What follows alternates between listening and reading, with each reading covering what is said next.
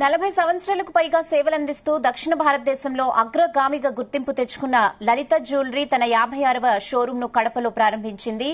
తయారీ ధరకే బంగారం వజ్రాభరణాలను అందించేందుకు లలిత జ్యువెలరీ సిద్దంగా ఉందని ఎంపీ కిరణ్ కుమార్ తెలిపారు.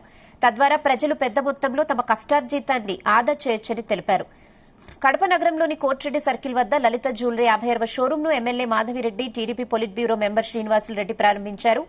ప్రారంభోత్సవం సందర్భంగా మార్కెట్లోనే ఇతర షోరూమ్స్ లో లభించని సరికొత్త బంగారు నగల కొనుగోలు పథకాన్ని కూడా అందిస్తోందని తెలిపారు.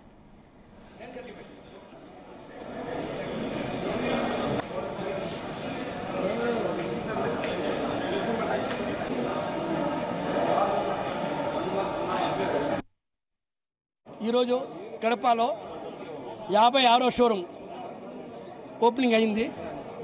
సో నేను మీకు చెప్పే విషయమే, మీకు తెలిసిన విషయమే. నన్ను చూస్తేనే మీకు గుర్తు వచ్చేస్తుంది. డబ్బులు ఎవరికి ఊరికేం రాదు. ఎంతముందు చెప్పేవాడిని.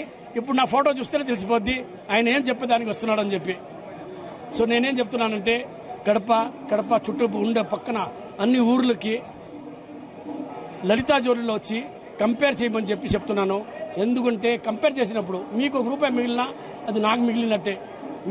మీరందరూ బాగుండాలా అంటే డబ్బులు ఉండాలా.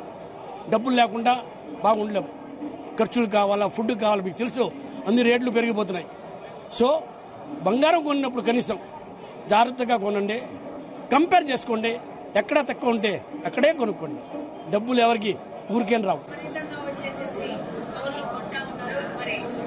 ఓపెనింగ్ ఆఫర్స్ పెట్టినట్లున్నారు. డెఫినెట్ గా 14వ తేదీ వరకు ఈ ఆఫర్స్ ఉన్నట్టున్నాయి. డెఫినెట్ గా ఇంకా పెద్ద ఎత్తున ప్రజలు వచ్చే అవకాశం ఉంది. డెఫినెట్ గా వస్తారు కడపలో.